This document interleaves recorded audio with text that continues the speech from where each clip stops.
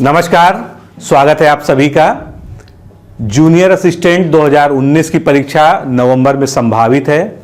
समय बहुत ही कम बचा हुआ है और मैं इस पे स्ट्रेटजिक वीडियो 2 बार बना चुका हूं। दोनों में मैंने पूरे पाठ्यक्रम का विश्लेषण और विगत वर्षों में किस तरह से प्रश्न आए हैं उनका पूरी एनालिसिस आपके सामने प्रस्तुत की है। लेकिन आप लोग अब स्पेसिफिकली जानना चाहते हैं कि टॉपिक कौन कौन से पढ़े जाएं, किन किताबों से पढ़े जाएं और किन टॉपिक्स के बहुत ज़्यादा आने की संभावना है। तो बिल्कुल इस वीडियो को आपको पूरा देखना है। जो लोग भी जूनियर असिस्टेंट का एग्ज़ाम देने जा रहे हैं, डेट के बारे में आप लोग काफ़ी कमेंट कर रहे थे। तो 3 नवंबर आयोग ने पहले डेट डिक्लेयर की थी। हालांकि इस बार वाले जो अपडेट में जो 5 अक्टूबर को जारी हुआ था उसमें 3 अक्टूबर स्पष्टतया नहीं लिखा है। लेकिन जब आयोग ने एक बार 3 अक्टूबर की डेट दे चुका है जुलाई के अपने अपडेट में, तो कोई भी ऐसी बड़ी बात नहीं है कि 3 नवंबर को ये एग्ज़ाम हो जाए। तो जब तक कोई नया अपडेट नहीं आता है तब तक आपको ये मान के चलना है कि हमारा एग्ज़ाम नवंबर में है और 3 नवंबर में है। उसी के अनुसार आपको परीक्षा की तैयारी अपनी जारी रखना है और रिवीजन करते रहना है, क्योंकि आप जान सकते हैं कि नवंबर के अंत में पूरा दीपावली का त्यौहार है और उसमें कई दिन तक लगातार छुट्टियों वाला माहौल रहेगा। लेकिन जिन लोगों को एग्ज़ाम देना है तो उनको अथक परिश्रम करना पड़ेगा। इस वीडियो में हम लोग जूनियर असिस्टेंट के कौन कौन से टॉपिक, विशेषकर जीके के, हिंदी और रीजनिंग की भी हम बात करेंगे, लेकिन जीके पे हमारा ज़्यादा फोकस रहेगा क्योंकि आप लोग वही जानना चाहते हैं ज़्यादा। तो जीके के कौन कौन से टॉपिक ऐसे पढ़े जाएं जिनको पढ़ने से आपको क्वेश्चन एग्जाम में मिल सके। तो वीडियो को पूरा देखिए। चलिए शुरू करते हैं। तो मुख्य बात करने से पहले मैं आपको बता दूं कि टेस्ट सीरीज जो हमने लॉन्च की थी उसमें आप एडमिशन ले सकते हैं और उसका क्या तरीका है, आप डिकोड एग्जाम ऐप को गूगल प्ले स्टोर में जाइए, वहां से डाउनलोड करिए और ऐप में अपना साइन अप बनाइए अगर आप नए यूजर हैं। और साइन अप बनाने के बाद लॉगिन करके टेस्ट सेक्शन में जाकर सबसे पहले वहां पर फ्री डेमो टेस्ट की पीडीएफ को डाउनलोड करिए और ऑनलाइन टेस्ट भी दीजिए। दोनों फैसिलिटी आपके लिए है, इसका कोई भी चार्ज नहीं है। पीडीएफ को अच्छे से पढ़िए। अगर आपको लगता है कि ये सीरीज आपके लिए उपयोगी है तो आप टेस्ट सीरीज को ज्वाइन कर सकते हैं। ज्वाइन करने के लिए भी ऑप्शन ऐप में ही वहीं पर जहां पर आपको टेस्ट डेमो मिलेगा वहीं पर दिया हुआ है। और आपको कोई असुविधा होती है तो आप 9506742546 पर कॉल कर सकते हैं या व्हाट्सएप के माध्यम से पूछ सकते हैं। जो लोग ऐप से नहीं जाना चाहते हैं, सीधे वो वेबसाइट पे जाएं, www.decodexam.com जाएं और उसी तरह से वहां भी साइन अप बनाना पड़ेगा। टेस्ट सेक्शन में जाकर आप वहां से टेस्ट को ज्वाइन कर सकते हैं और डेमो टेस्ट की पीडीएफ डाउनलोड कर सकते हैं। साथ इसी वीडियो में टेस्ट की पीडीएफ फाइल भी दी है। अब जो नए यूजर्स हमारे पहली बार इस टेस्ट के बारे में जान रहे हैं तो उनको मैं बहुत ब्रीफ में बता दूं कि ये कुल कितने टेस्ट हैं। हमारे 10 टेस्ट, इन्हीं 10 टेस्ट में हमारा एक डेमो टेस्ट भी शामिल है। और ये कैसे हैं, फुल सिलेबस टेस्ट है, यानी जो नया पैटर्न है 130 क्वेश्चन वाला उस पर आधारित है। और इसकी पूरी व्याख्या सहित नोट्स के फॉर्म में आपको पीडीएफ प्रदान की जाएगी। क्वेश्चन होगा, उसका आंसर होगा और आंसर के अलावा उसका एक्सप्लेनेशन, जितना आवश्यक व्याख्या उसके साथ में, जिससे कि जिस टॉपिक का वो क्वेश्चन है वो टॉपिक उसकी व्याख्या से कवर हो सके। इसके अलावा आपको क्या एडवांटेज है, 300 क्वेश्चंस पर आधारित व्याख्यात्मक हल वाली करंट अफेयर्स की पीडीएफ जो पूरे 2019 के करंट अफेयर्स को कवर करेगी, क्योंकि उसमें भी व्याख्या से आपको तमाम प्रश्न मिल जाएंगे आपके एग्जाम में, जैसा अब तक होता आया है। तो ये एक बहुत ही प्रभावशाली टेस्ट सीरीज है, बहुत ही अच्छा तरीका भी है और कम समय में अच्छे से अच्छी तैयारी करने के लिए आपके सामने एक साधन है। अगर आप चाहें तो टेस्ट सीरीज को ज्वाइन कर सकते हैं। गुणवत्ता देखने के लिए और कंटेंट देखने के लिए आप डेमो टेस्ट की पीडीएफ को डाउनलोड करके जरूर पढ़ें। इस वीडियो के डिस्क्रिप्शन में भी वो दिया हुआ है। तो चलिए अब आज का टॉपिक स्टार्ट करते हैं। सबसे पहले एक बार जो है सरसरी निगाह डालते हैं कि हमारा जो सिलेबस है वो क्या है। तो इस पे हम लोग पहले भी बात कर चुके हैं, ज़्यादा इसमें समय नहीं हम देंगे अपना। ये हिंदी, सामान्य हिंदी और व्याकरण के 60 प्रश्न आएंगे, रीजनिंग से 30 प्रश्न आएंगे और जीके से कितने प्रश्न आएंगे, 40। इस तरह से 130 क्वेश्चंस का जो है पेपर होगा। 1 घंटा 30 मिनट में आपको सॉल्व करना रहेगा और इसके लिए अंक 65 है, यानी एक क्वेश्चन जो है आधे अंक का होगा। साथ में 1/4 की निगेटिव मार्किंग होगी। कुछ लोग टाइपिंग के बारे में बार बार पूछते हैं, तो टाइपिंग के बारे में मैं आपको स्पष्ट बता दूं, टाइपिंग की आप तैयारी करते रहिए। साथ ही साथ जब प्री का रिजल्ट आ जाएगा, यानी रिटन टेस्ट का जब रिजल्ट आ जाएगा, उसके बाद जो है 3-4 महीने का आपको निश्चित रूप से समय मिलेगा टाइपिंग टेस्ट होने में। और कुछ लोग ये पूछते हैं कि ग्रेजुएशन के मार्क्स जो है मैंने फॉर्म भरते समय नहीं फिलअप किया है तो वो कैसे ऐड होंगे। तो उनको मैं बता दूं कि ग्रेजुएशन के मार्क्स का कोई कॉलम ही नहीं था आपके फॉर्म में। ग्रेजुएशन के मार्क्स जो है कब लिए जाते हैं, जब आपका टाइपिंग टेस्ट के लिए आपको बुलाया जाएगा, उसी समय जो है ग्रेजुएशन के मार्क्स आपके वहां रिकॉर्ड कर लिए जाएंगे, जिसके बेस पर मेरिट बनेगी। तो ये तो सामान्य बातें हो गई। पाठ्यक्रम में कुछ खास नहीं है। हिंदी परिज्ञान लेखन जो है ये हाई स्कूल लेवल का आता है। सामान्य बुद्धि परीक्षण में कोई भी विशेष बात नहीं दी गई है और सामान्य जानकारी में भी कुछ टॉपिक स्पेसिफाई नहीं किया गया है, बहुत ही जनरलाइज्ड बातें लिखी हैं। अब मेन बात करते हैं जिसके लिए ये वीडियो में आप जो है देख रहे हैं। तो सबसे पहले करंट अफेयर्स का लगातार वेटेज बढ़ रहा है। तो करंट अफेयर्स की अगर हम बात करें तो सबसे ज्यादा जो प्रश्न, और यहां पे मैं आपको बात करूं कि जो ये विश्लेषण बनाया गया है ये केवल जूनियर असिस्टेंट के एग्जाम के क्वेश्चन पेपर्स को नहीं लिया गया है। हालांकि इसमें कम से कम 8 जूनियर असिस्टेंट के जो पेपर हैं उनको शामिल किया गया है। उसके अलावा लोअर का पेपर, स्टेनोग्राफर का पेपर, जितना भी एग्जाम 2019 में हुआ है उन सबकी एनालिसिस पर आधारित ये टॉपिक हैं। ये मोस्ट इंपॉर्टेंट टॉपिक हैं। ऐसा भी नहीं कि केवल यही पढ़ना है, इसके सिवा कुछ नहीं पढ़ना है, लेकिन ये वो टॉपिक हैं जिनमें एक से ज्यादा बार क्वेश्चंस पूछे गए हैं। इसलिए इसमें पूरी संभावना बनी हुई है कि ये आगे भी रिपीट होंगे। तो खेल प्रतियोगिताओं से सबसे ज्यादा क्वेश्चन आ रहे हैं।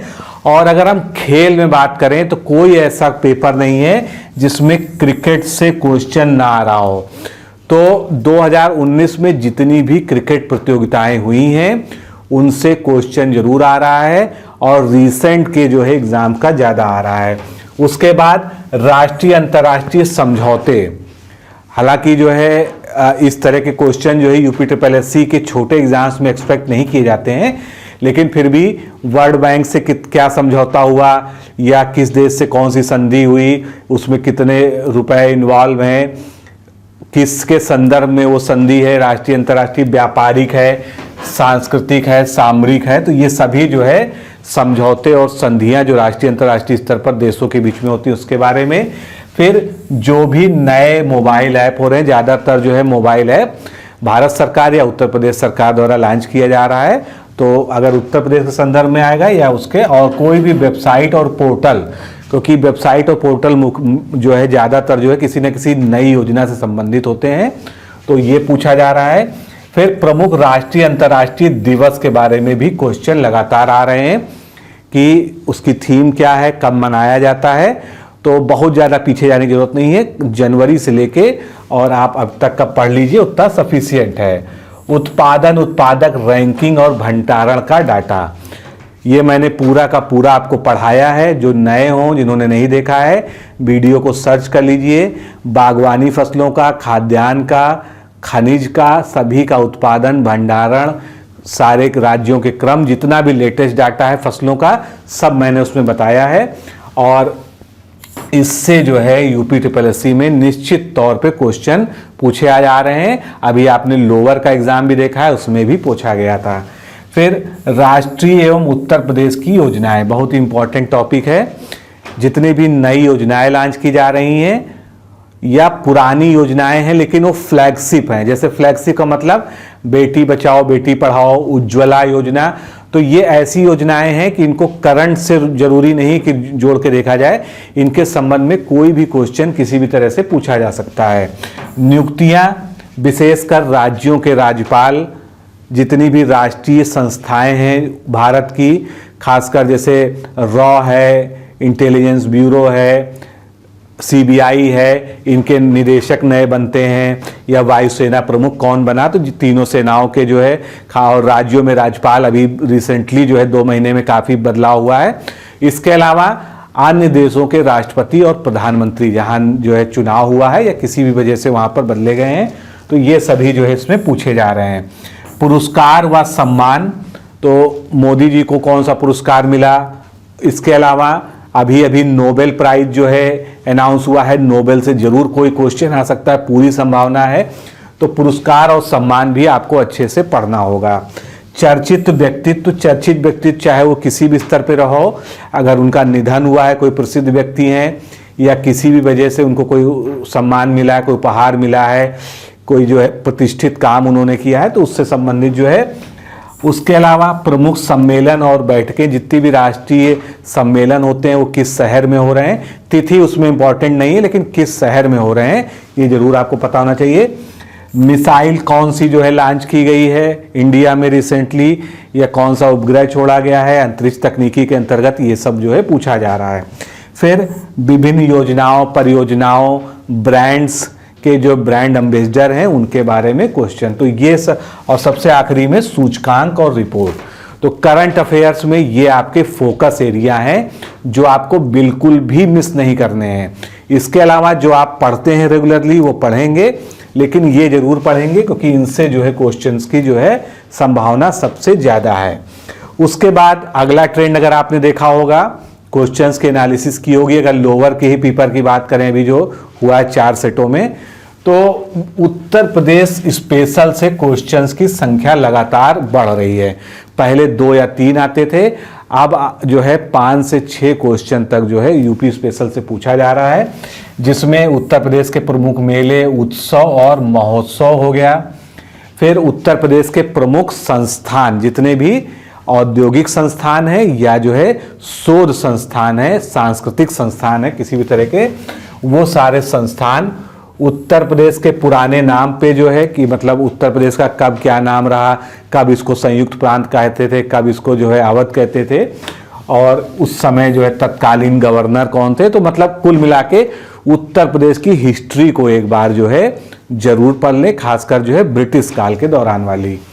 फिर उत्तर प्रदेश की जनगणना पर आधारित विशेषतया जो प्रश्न आ रहे हैं, और इसमें कंपैरेटिव क्वेश्चंस भी आ रहे हैं कि 2001 में लिंगानुपात कितना था, 2011 में कितना हो गया, कितना अंतर हो गया, तो इस तरह के क्वेश्चन जो है जनगणना में जो है विशेष रूप से आपको पढ़ना है।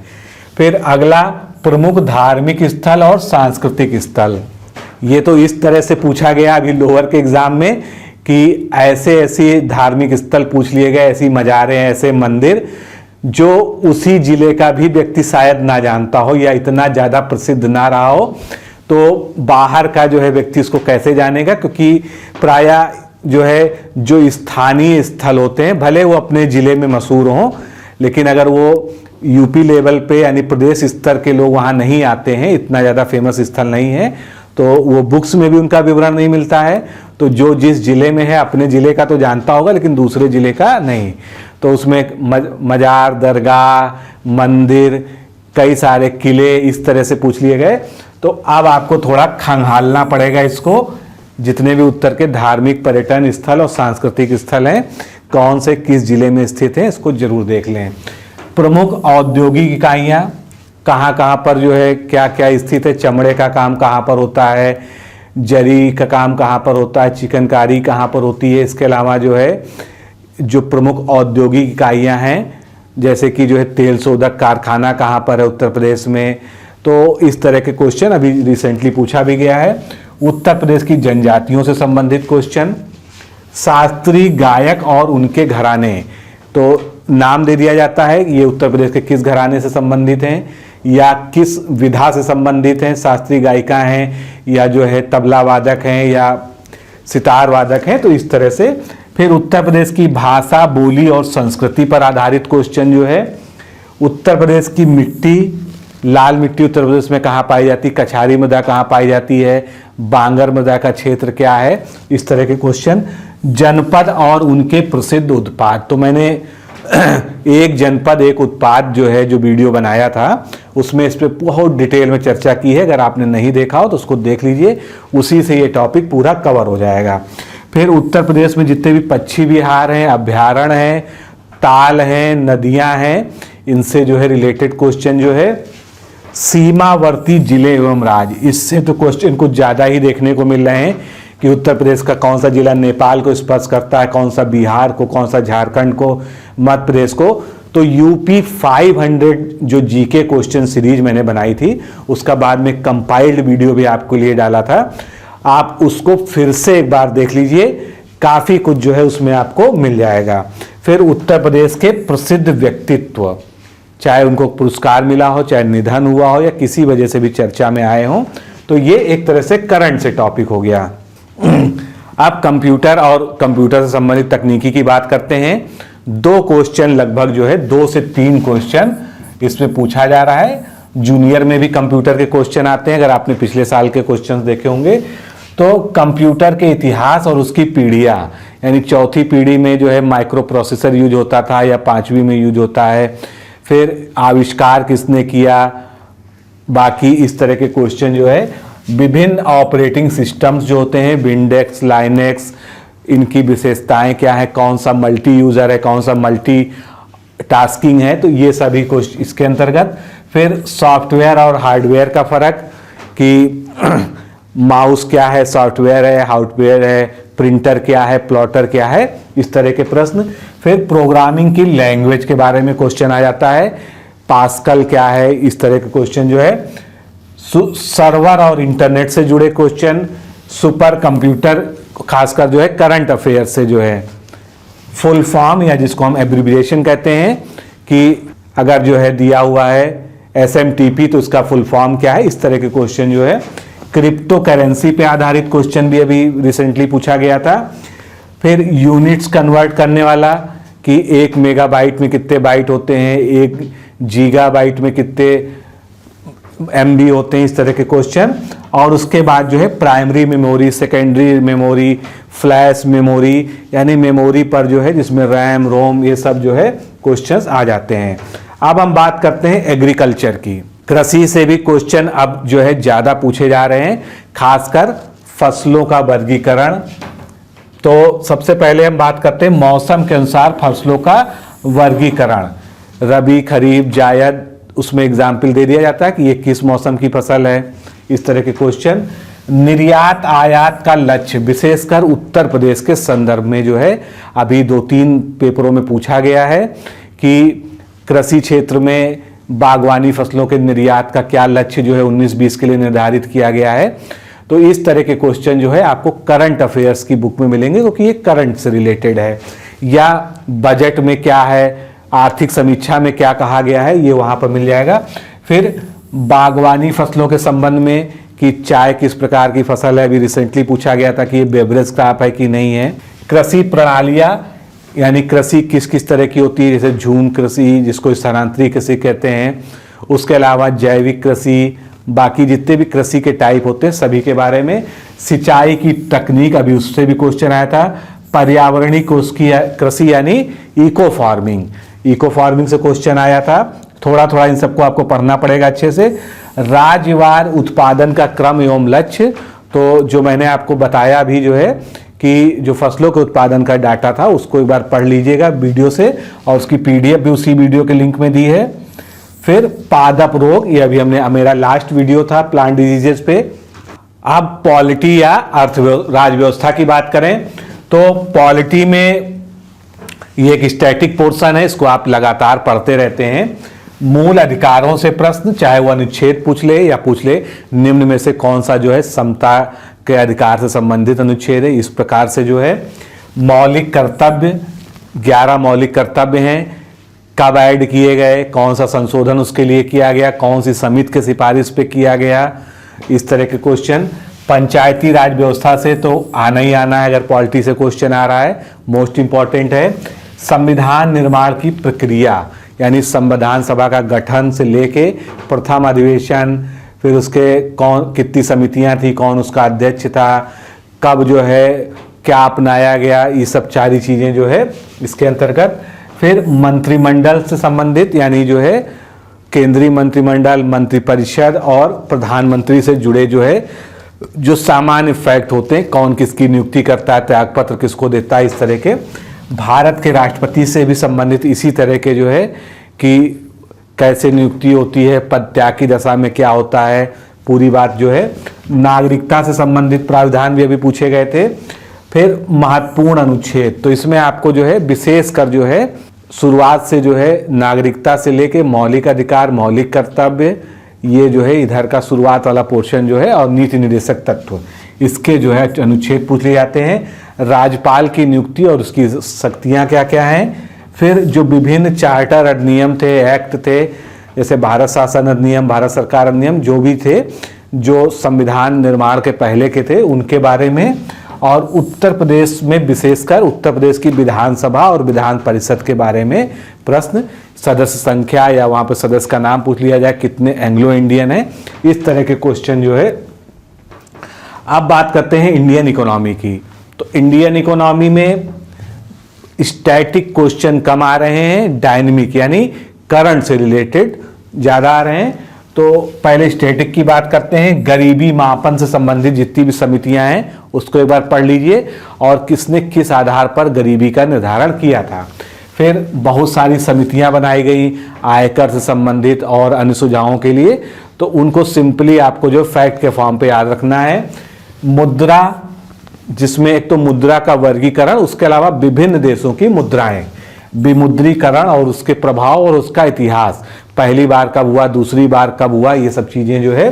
फिर भारतीय रिजर्व बैंक से संबंधित सब कुछ, उसकी स्थापना से लेके उसके कार्य संचालन तक सब कुछ भी पूछा जा सकता है, क्योंकि बार बार ये पूछा जा रहा है।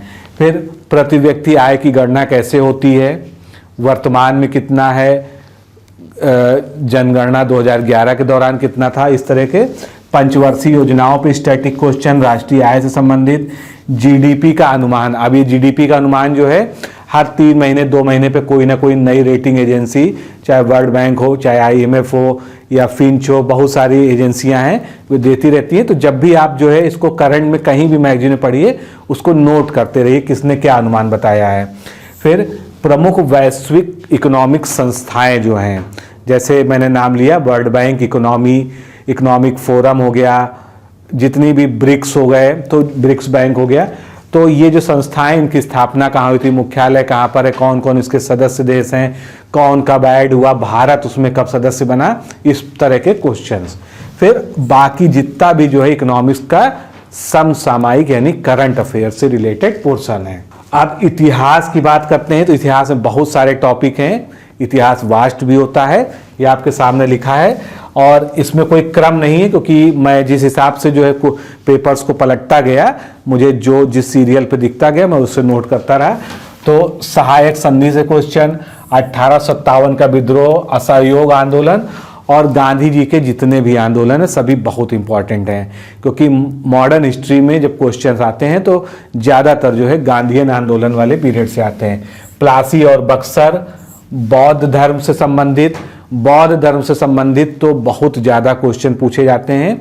बौद्ध धर्म को पूरा अच्छे से पढ़ लीजिए।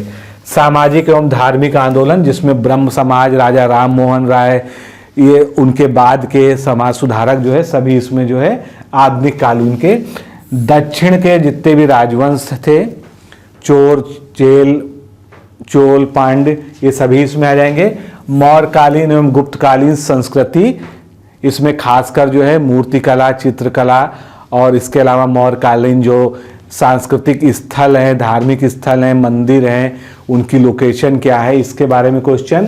फिर कांग्रेस के जो प्रमुख अधिवेशन हुए हैं उनके अध्यक्ष, भारत में विदेशियों के आगमन, उनका क्रम, उनकी क्या विशेषताएं रही हैं। वैदिक काल से भी क्वेश्चन आ रहे हैं खूब, वेद, पुराण, उपनिषद, वेदांग, ब्राह्मण, आसान है ये, आप शुरू से पढ़ते आए हैं। भारत का जो प्राचीन दर्शन है और उनके जो है प्रणेता है। जैसे द्वैतवाद किसका है, अद्वैतवाद किसका है, तो ये सभी जो है वाद जितने भी हैं मुगल कालीन और सल्तनत काल में जितने भी पद और विभाग होते थे, जैसे दीवाने अर्ज हो गया, इस तरह के क्वेश्चन जो है कि कौन सा किससे संबंधित है। अब प्रमुख विद्रोह, चाहे रामोसी विद्रोह पूछ लिया जाए, गडकरी विद्रोह पूछ लिया जाए, जितने भी जो है जनजातीय किसान आंदोलन और विद्रोह हुए हैं, उन सब के बारे में क्वेश्चन आते रहते हैं। अब हम बात करते हैं भूगोल की। तो भूगोल में बहुत डाइवर्स क्वेश्चन आ रहे हैं, कभी कुछ पूछ रहे हैं, कभी कुछ पूछ रहे हैं, लेकिन ये वो टॉपिक हैं जिनमें कम से कम जो है 2 बार 3 बार क्वेश्चन रिपीट हो रहे हैं। कौन कौन से?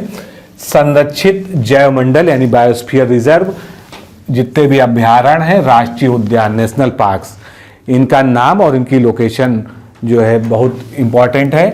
भौगोलिक उपनाम, जैसे पूर्व का मानचेस्टर किसे कहते हैं, उत्तर भारत का मानचेस्टर किसे कहते हैं, इस तरह के जो है भौगोलिक उपनाम। सक्रिय ज्वालामुखी कहाँ पर स्थित है, भारत का मानक समय, विश्व का मानक समय, ग्रीनविच टाइम लाइन, ये सबसे। फिर झीलों पे आधारित क्वेश्चन, जनजातियां, नदियों से बहुत क्वेश्चन आ रहे हैं, विशेषकर अपवाह तंत्र जो है, तो कौन सी नदी कहाँ से उद्गम होती है, और खासकर जो है प्रायद्वीपीय नदियों पे ज़्यादा क्वेश्चन आ रहे हैं। प्रायद्वीपीय नदियों से क्वेश्चन ज़्यादा आ रहे हैं, अरब सागर में गिरने वाली, बंगाल की खाड़ी में गिरने वाली, पूरा पूछ लेते हैं। नदियों के किनारे कौन से नगर बसे हुए हैं, जल संधियों के बारे में क्वेश्चन, ये सब जो है बहुत इंपॉर्टेंट हैं। इसके अलावा ज्वालामुखी के प्रकार कौन कौन से होते हैं, क्रेटर ज्वालामुखी का उदाहरण क्या है, इस तरह के उदाहरण वाले क्वेश्चन। पर्वत एवं सर्वोच्च शिखर उनके कौन से हैं, सीमावर्ती देश और पहाड़ जो सीमाओं पे स्थित होते हैं, जैसे भारत और म्यांमार के बीच में जो है सीमा रेखा बनाने वाली कौन सी पर्वत श्रृंखला, इस तरह के प्रश्न। मरुस्थल, विश्व की नदियां, बांध और तटीय नगर, मिट्टियों का वर्गीकरण, भारत के प्रमुख नदी बांध, भारत के पठार और भारत के दर्रे, ये सभी जो है इनसे लगातार क्वेश्चन यूपी SSC के एग्जाम्स में आ रहे हैं। तो जूनियर असिस्टेंट में भी जो है बहुत इंपॉर्टेंस हो गई। अब बात करते हैं साइंस, जिसमें जीव विज्ञान और सामान्य विज्ञान हम दोनों ही ऐड करते हैं। तो डाइजेस्टिव सिस्टम, हार्मोन वाले क्वेश्चन बहुत ज़्यादा पूछे जाते हैं, कौन सा हार्मोन कहाँ से सिक्रीट होता है, मतलब पूरा अंतःस्रावी ग्रंथि तंत्र आपको पढ़ना है। प्रकाश संश्लेषण, मानव हृदय, उत्सर्जन तंत्र, विशेषकर किडनी से रिलेटेड क्वेश्चन, किडनी पे देखा है मैंने कम से कम 4 क्वेश्चन 5 क्वेश्चन 2019 में पूछे गए हैं। धातु और उनके अयस्क, पीएच मान किन पदार्थों का क्या होता है, वैज्ञानिक उपकरण, उनके अनुप्रयोग और उनके आविष्कारक, ये सब जो है ल्यूसेंट में आपको पीछे मिल जाएगा, या जो भी आपके पास जीके किताब हो इसको अच्छे से एक बार जो है पढ़ लीजिए। विद्युत धारा, ध्वनि मात्रक और विभिन्न मापन इकाइयाँ, तरंग गति से संबंधित क्वेश्चन, कौन सी अंदर तरंग है, ध्वनि तरंग कैसी तरंग है, प्रकाश किस प्रकार की तरंग है, इस तरह के। वायुमंडल की विभिन्न परतें, जिसमें स्ट्रेटोस्फीयर, मीजोस्फीयर, ओनोस्फीयर, सभी। वायु प्रदूषण, जल प्रदूषण संबंधित, वायुमंडल के संगठन यानी उसमें कौन कौन सी गैसें हैं, मानव रक्त वर्ग यानी ब्लड ग्रुप से रिलेटेड क्वेश्चन, सर्वदाता सर्वग्राही वाले क्वेश्चन ज़्यादातर इस तरह के। फिर मानव पोषण, ये मैंने आपको पूरा अच्छे से पढ़ा रखा है, इसको फिर से एक बार जो है वीडियो को देख लीजिएगा अगर आपने नहीं देखा है। Protein, vitamin, carbohydrate, fat, fibre, फिर मानव में होने वाले रोग और विशेषकर पोषण से संबंधित होने वाले रोग, संतुलित आहार, पादप रोग, जल शोधन की विधियां, ऊर्जा का परिवर्तन, मतलब जैसे मान लीजिए सेल की बात करें तो रासायनिक ऊर्जा किस ऊर्जा में परिवर्तित हो रही है, इस तरह क्वेश्चन। रासायनिक नाम विभिन्न पदार्थों के, फिटकरी का जैसे रासायनिक नाम क्या है, सोडा एलम का रासायनिक नाम, इस तरह के जो है। ग्रीन हाउस गैस, विज्ञान की प्रमुख शाखाएं और उनका अध्ययन क्षेत्र। अब जो है इसमें गौर करने वाली बात है कि एक टॉपिक कार्यालयी ज्ञान, अंतर्वैयक्तिक कौशल, अवधारणा, निर्णयन, सदाचार या जिसको नीति शास्त्र कहते हैं, इथिक्स जो है, इनसे भी 2-3 क्वेश्चन पूछे जा रहे हैं और भी रिसेंट के पेपरों में भी पूछे गए हैं। तो इसके लिए कोई विशेष आपको पढ़ने की आवश्यकता नहीं पड़ेगी, बहुत कॉमन सेंस की बात है। जहाँ तक निर्णयन का प्रश्न है, क्योंकि अंतर्वैयक्तिक कौशल वाला जो है मैं पूरा आपको पढ़ा चुका हूं। 1 घंटे का वीडियो था, उसको जरूर देख लीजिएगा। निर्णयन पर अभी रिसेंटली क्वेश्चन आया था कि निर्णयन की प्रक्रिया में पहला चरण कौन सा है। तो इस तरह का क्वेश्चंस का जवाब देने के लिए हमको कुछ थ्योरीज पढ़नी पड़ेगी, तो इसको मैं आपको कवर करा दूंगा, इसकी आप चिंता न करिए। शारीरिक भाव एवं प्रतीक, व्यावसायिक कुशलता, सदाचार के सिद्धांत, ये सभी जो है बहुत सामान्य से क्वेश्चन आते हैं जिसको आप बिना पढ़े केवल सामान्य जो है अपने इंटेलिजेंस से सॉल्व कर सकते हैं। विविध के अंतर्गत पुस्तकें और रचनाकार, चाहे वो पुरानी हो चाहे जो है बिल्कुल रिसेंट की हो, करंट में पूछी जा रही हैं। विभिन्न राज्य लोक नृत्य, ऐतिहासिक इमारतें और उनके संस्थान वास्तुकार, प्रमुख राष्ट्रीय संस्थान, जीआई टैग, भारत में प्रथम। अब भारत में प्रथम इस तरह के क्वेश्चन बहुत आ रहे हैं, जैसे जो है अभी हाल ही में जो है किसने सब वायुसेना में महिला अधिकारी के रूप में जो है नियुक्ति की गई, तो इस तरह के क्वेश्चन जो है बहुत आ रहे हैं। तो भारत में प्रथम वाले जो है जो करंट के ज़्यादातर क्वेश्चंस हैं उनको जरूर जो है देख लिया करिए। तो इस तरह से हम लोगों ने जीके का पूरा पोर्शन देखा। अब हिंदी की बात करते हैं। हिंदी को हम जल्दी से करते हैं। आपके सामने टॉपिक लिखे हुए हैं और हर टॉपिक से क्वेश्चन आते हैं। कुछ लोग कह रहे थे कि सर रस छंद अलंकार से क्वेश्चन नहीं आते हैं, तो रस के क्वेश्चन तो अभी रिसेंट जो पेपर हुआ है उसमें आया है, और जब रस से क्वेश्चन आ सकता है तो छंद और अलंकार से भी आ सकता है, क्योंकि वो एक से रिलेटेड है। और हाई स्कूल लेवल का जब लिखा हुआ है कि सामान्य हिंदी पूछी जाएगी, तो आप जो है किसी भी चीज को छोड़ नहीं सकते। अगर जैसे लोअर के परीक्षा में सारे टॉपिक ही लिखे हुए थे, वहां पर रस छंद अलंकार नहीं लिखा हुआ था, ना वो आया। लेकिन यहाँ पर क्या है, यहाँ पर आपको जो है पहले ही बता दिया है आयोग ने कि हाई स्कूल लेवल की पूरी हिंदी आएगी, तो उसमें कुछ भी आ सकता है। इसलिए जो है इस तरह की गलती मत करिए कि आप जो है किसी चीज को खुद अवधारणा बना लीजिए कि ये नहीं आएगा और उसको ना पढ़ें। तो ये सभी जो है इंपॉर्टेंट टॉपिक हैं, आप इसको एक बार जिसने नहीं पढ़ा हो, क्योंकि पिछले वीडियोस में भी हम लोग इसको डिस्कस कर सके हैं, आप जो है वीडियो को स्क्रीन को पॉज करके इसको देख सकते हैं। ये सभी जो है से क्वेश्चंस आते रहते हैं, और जनरल हिंदी में कोई भी ऐसा टॉपिक नहीं बचता है जिससे नहीं आते हैं। तो ये जो 40 प्रश्न का पैटर्न अभी तक जो था, उसमें औसत जो है इस तरह से आता था।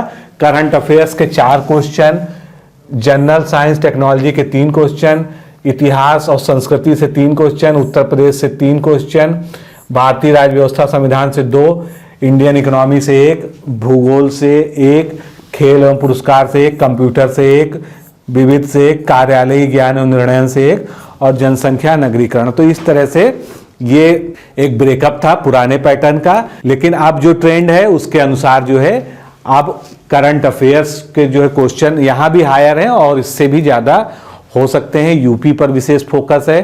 तो ये सब पूरी जो है स्ट्रेटेजिक बात रही, जो है कि आप किस तरह से जो है कर सकते हैं। अब रीजनिंग की बात करें तो रीजनिंग में ये 30 क्वेश्चंस के आधार पे जब मैंने पूरी एनालिसिस बनाई थी जूनियर असिस्टेंट के लिए, तो ये सारे टॉपिक्स जो है रीजनिंग में बहुत ही जनरल और बहुत ही सामान्य, जिसको कहते हैं आसान क्वेश्चन पूछे जाते हैं। अगर आप एक औसत तरीके से भी रीजनिंग को हल करते हैं तो आप जो है मैक्सिमम क्वेश्चन उसके हल कर लेंगे, क्योंकि बहुत ज़्यादा उसमें जो है टिपिकल जो है या डिफ़िकल्ट क्वेश्चन नहीं पूछे जा रहे हैं। तो दोस्तों, हमको उम्मीद है कि ये जो पूरा मैंने एक्सरसाइज की आपको जो है सारे टॉपिक्स को जो है बताने में, तो आपको एक ट्रेंड समझ में आया होगा कि यूपी SSSC किस दिशा में बढ़ रहा है और क्या उसमें जो है क्वेश्चंस के पैटर्न में नए नए बदलाव हो रहे हैं। आपके पास भी प्रीवियस ईयर क्वेश्चंस की बुक होगी, एक बार जो है इस वीडियो को देखने के बाद आप उसको पलटिएगा, तब आप समझ पाएंगे कि जो मैंने आपको बताया है वो क्यों बताया है। तो इस वीडियो को शेयर भी करें अपने दोस्तों के बीच में जो है, और मिलते हैं अगले किसी टॉपिक के साथ। नमस्कार, धन्यवाद।